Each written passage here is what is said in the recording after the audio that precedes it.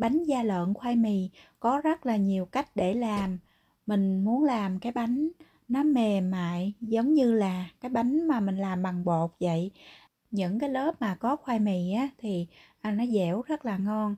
Sau đây là những cái công đoạn pha bột hấp bánh như thế nào. Mời các bạn cùng theo dõi nha. Cách lấy tinh bột khoai mì thì mình đã chia sẻ trong nhiều video trước rồi.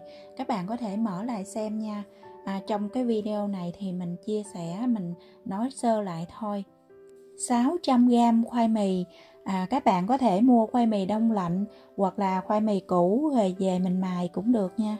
Khi mài xong á, thì mình cho nước ngập cái khoai mì luôn. Sau đó mình dùng cái dải mùng hay là cái lưới để lượt lại. Mình dắt cho thiệt là khô rồi. Chờ khoảng chừng 2 tiếng đồng hồ thì cái tinh bột khoai mì á, nó lắng ở dưới đáy. Sau đó mình đổ cái nước trong ở trên mặt bỏ đi, rồi mình có cái tinh bột khoai mì. Mình đã trộn cái tinh bột khoai mì và cái xác khoai mì lại với nhau. Mình cho 30g bột năng, 20g bột nếp, 100g đường, 30g sữa đặc,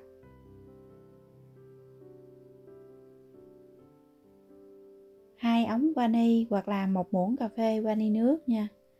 Một lon nước cốt dừa này là 400ml.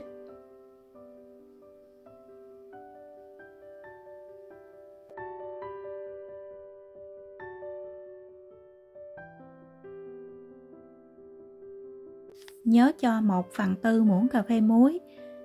Cái khoai mì như vậy là mình thấy hơi đặc rồi nè. Khi mình hấp bánh ra là thế nào nó cũng bị cứng, cho nên mình cho 5 muỗng canh nước lọc nữa. Bởi vì lúc đầu á, mình đã vắt cái nước khoai mì rồi, cho nên nó bị mắc nước, nó khô. Mình cho thêm nước để cho cái khoai mì á, nó mềm mại hơn, nó loãng hơn một chút nè. Các bạn nhìn cái khoai mì nè, nó sệt sệt lỏng lỏng như thế này nè là mới được nha.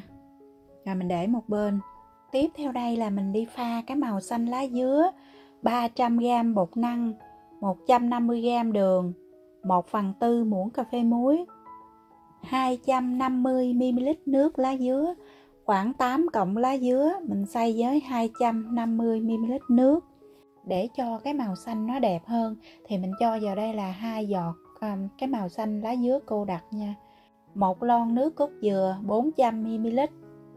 Các bạn có thể vào trong cái phần mô tả để xem cái công thức cho chính xác nha. Cái bột năng nó rít ở dưới đáy nè. Mình thấy cái bột nó còn lợn cợn nè. Mình lượt lại nha, dùng cái rây để lượt lại cho nó mịn. Cái bánh da lợn này rất là khó làm.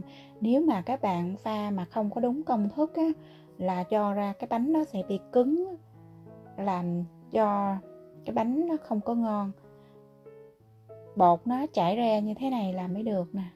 Như vậy mình hấp ra cái bánh nó mới mềm. Trước khi hấp á, mình thoa dầu cái khuôn trước. Lớp đầu tiên á, là lớp màu xanh. Cái lớp màu xanh mình hấp mỏng thôi. Mình đổ bột hơi mỏng cho nên trong vòng 2 phút thôi là được. Đó, mình thấy cái bột nó phồng lên là nó chín rồi. Cái lớp khoai mì này các bạn có thể cho nó dày hơn một chút xíu nha. Dày hơn cái lớp màu xanh một chút thôi, đừng có dày nhiều quá. Thì khoai mì nó đặc á, cho nên nó khó dàn ra đó. Đó, mình cũng cố dàn cho nó đẹp nha. Với cái lớp khoai mì thì mình hấp từ 3 đến 4 phút. Khi mà mình thấy cái khoai mì á, nó chín trong là được. Tùy theo mình để cái lớp nó dày hay là mỏng nữa. Cứ đổ hấp từng lớp như vậy. Mỗi khuôn là mình hấp từ 6 đến 7 lớp nha.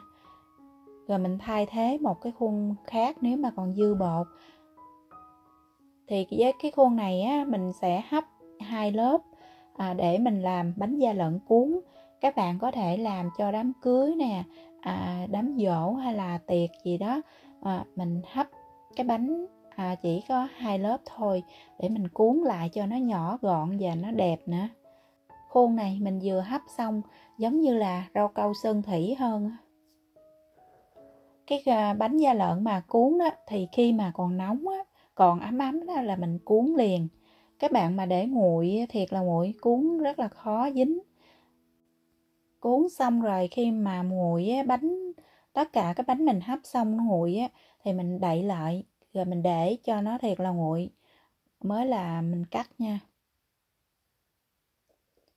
Nếu mà bánh còn ấm ấm hay là còn nóng á, thì nó còn nhão á, còn mềm á, mình chưa có cắt được.